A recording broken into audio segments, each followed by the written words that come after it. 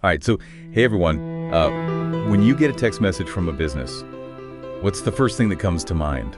Is it something helpful, like a reminder about a doctor's appointment or an update on delivery? Or maybe it's on the flip side. It's one of those frustrating marketing messages that kind of feels like spam. Yeah, exactly. It's interesting how business texting has become such a mix of, really useful stuff and then things that you just wish would go away. And that mix really shows how much the whole landscape of business texting has been changing, especially over here in North America. What you see on your phone, it's a reflection of a lot of changes happening in the background. Totally. And that's what we're going to dig into today in this deep dive. We're going to try to unpack the world of business text messaging, and we'll be focusing on A2P messaging and 10 DLC numbers. Welcome to the Commio cast. I'm Tim McLean, Commio's Director of Marketing. Thanks for tuning in. Here we talk about all things cloud communications. Think modern calling and text messaging and more, all in the cloud. In this episode, as always, our hosts Micah and Kali join us from their virtual recording studio at Notebook LM. Guys, take it away. Now, A2P, that stands for application-to-person messaging, basically it just means businesses sending text messages to individuals, and those 10 DLC numbers, they're just those regular 10-digit phone numbers, but businesses are using them more and more for texting these days. Right. And it seems like there are a lot of new rules and regulations around this stuff. So Our goal today is to give you a clearer understanding of what's changed and what it all means for businesses trying to reach their customers effectively and not get lost in all the noise. And we've got some great information to work with today, some sources that lay out how we got to this point, what the current state of things is, and what businesses should be thinking about going forward. Perfect. So let's get into it now. It feels like not that long ago, if a business wanted to send out a lot of text messages, the main option was a short code like those 5 or 6 digit numbers. Yeah, that's right. Short codes were the go-to method for high volume messaging. Right. If a company needed to send out a ton of texts efficiently, a short code was really the way to do it back then. But it seems like with the rise of A2P messaging, the playing field is kind of leveled out. We're seeing that short codes, call-free numbers, and these 10 DLC numbers, they can all handle a lot of traffic now. Is that accurate? Yeah, you hit the nail on the head there. A2P messaging has really changed the game when it comes to message volume. Whether a business uses a short code, a toll-free number, or a 10 DLC number, and we'll mostly be focusing on 10 DLC today. They can all achieve pretty comparable levels of message delivery. It's a big shift that businesses really need to keep in mind. Yeah, it makes you rethink things. Yeah. If sending a lot of messages isn't tied to those shorter, more expensive numbers anymore, then, businesses should be asking themselves, are they using the best approach? Exactly. Especially for companies that are mainly communicating with customers here in North America, our sources suggest that there's a big advantage to using 10 DLC, and it's not just about message volume anymore. Right. And a huge part of that advantage seems to be that local area code. Just makes sense. Getting a text from a familiar looking number, it just feels more trustworthy than some random short code. Yeah. Right? Absolutely. When we think about building those strong customer relationships, having that local feel from an area code can really make a difference in how people engage with your messages. It adds a level of trust and familiarity to your communications. And on top of that, the info we have suggests that 10DLC generally offers a much quicker setup process compared to other options. So faster to get up and running.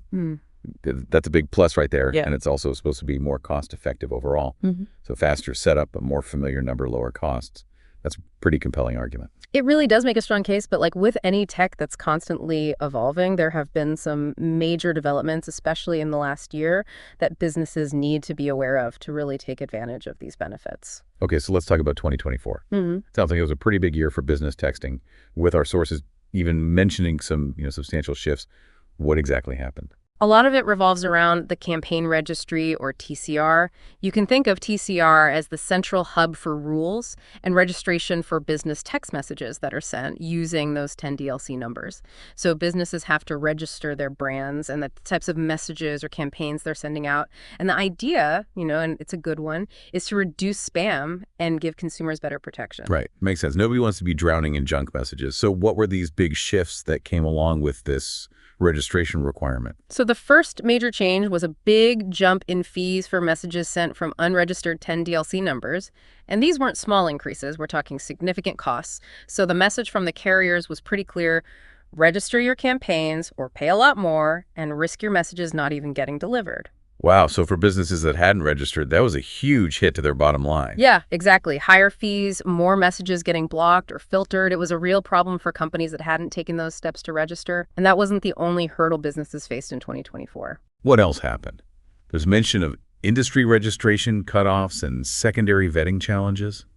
That sounds well complicated. It definitely was. As the deadline for unregistered messaging got closer, the direct connect aggregators, now these are the companies that connect messaging platforms to the big mobile networks, they started putting strict deadlines in place for registration. So it's like the pipeline was suddenly flooded. Exactly. There was this massive surge in registration requests, which led to huge bottlenecks and delays. Companies were scrambling to get registered, but they were facing rejections, and ultimately their customers were feeling the effects with delays in getting those important messages. So like imagine you're a doctor's office trying to send out appointment reminders for flu shots, but your registration is stuck in this huge backlog. Yeah. I mean, that could have a real impact. Exactly. And to make things even more complex, one particular direct connect aggregator, they added what they called secondary vetting. So instead of just one approval process for your campaigns, they now had to go through two separate reviews, which, as you can imagine, just slowed everything down even more and added to the backlog of campaigns waiting to go live. So basically double the red tape. That must have been Yeah. so frustrating for businesses just trying to communicate with their customers.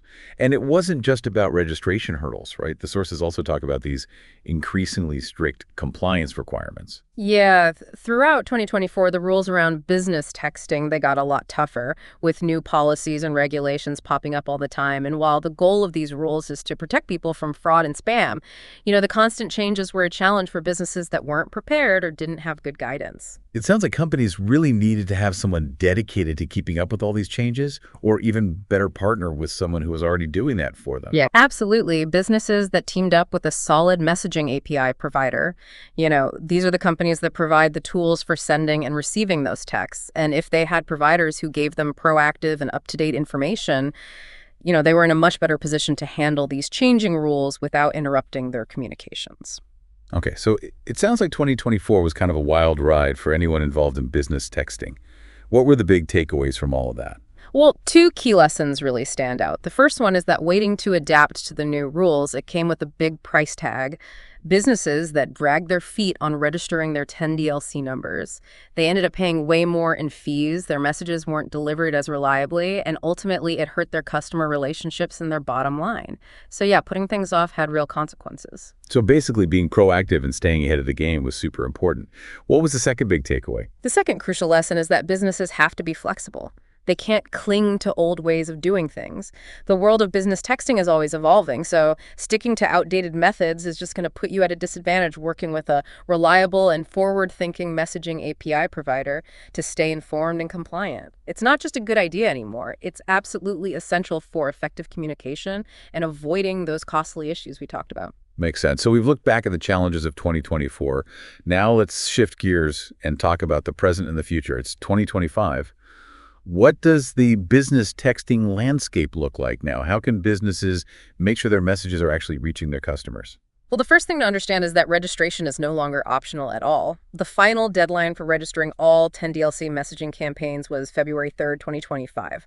So sending unregistered 10DLC messages is simply not possible anymore if a business hasn't finished that registration process that needs to be their number one priority. Okay, got it. Registration, mandatory, no more excuses.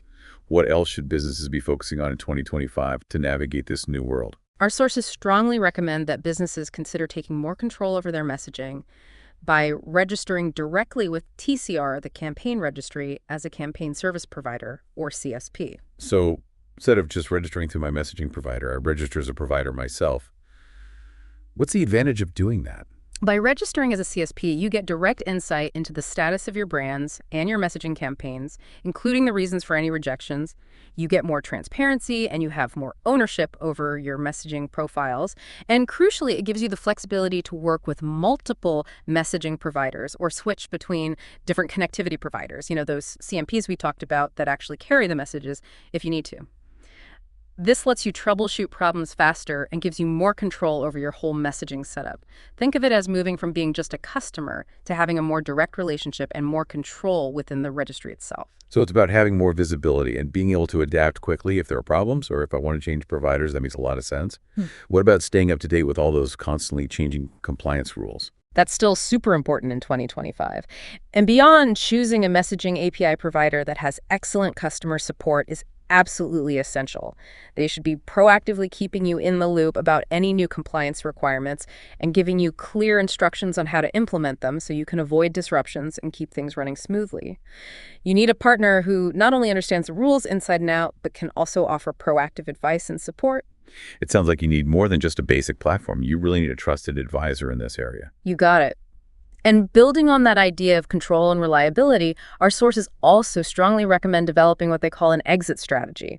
And in this context, that means adopting a multi-threaded approach by working with a variety of messaging providers. An exit strategy for text messaging that sounds a little intense. Tell me more about why that's important. Think of it as building in some redundancy into your communication system by working with multiple messaging providers. You're essentially creating a backup if one provider has an outage or technical issues. You can smoothly shift your traffic to another provider so you don't have any major interruptions in your customer communications. We saw in 2024 that the CSPs that had this multi-threaded approach in place, they had way more stability and fewer disruptions compared to those that relied on just one provider. So it's like not putting all your eggs in one basket, diversifying for better reliability. Okay. That's a smart move now when businesses are trying to choose a messaging API provider in this evolving landscape. What are the key things they should be looking for? Our sources highlight several important factors. You want a provider who's a true trusted advisor, someone with a deep knowledge of the industry and a proven track record of helping companies optimize their messaging performance expertise in 10DLC compliance, and a demonstrated ability to handle campaign rejections quickly and efficiently. Those are non-negotiable, reliable customer support that doesn't break the bank. Is also a must look for providers with direct connections to multiple DCAs and insider knowledge of the messaging ecosystem.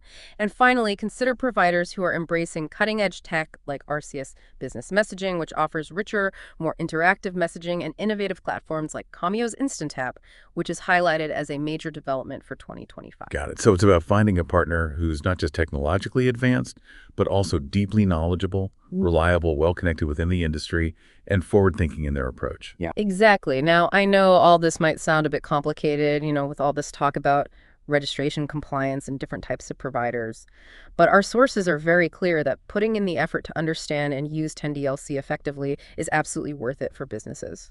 So why is that? Let's do a quick recap of the main benefits of using 10DLC in this new environment. For starters, 10DLC now has the potential to handle more messages more quickly than traditional toll-free numbers.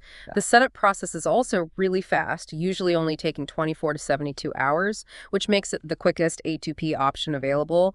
And probably most importantly, 10DLC generally has the lowest cost per message for application-to-person communications. So faster speeds, the ability to send more messages and lower costs. It seems like those initial steps of registration are definitely outweighed by the long-term advantages for businesses. Exactly. That's the key takeaway. While getting through that initial registration process and staying on top of compliance takes some work, leveraging 10DLC gives businesses a huge advantage in terms of reach speed, reliability, and overall cost effectiveness for their text messaging.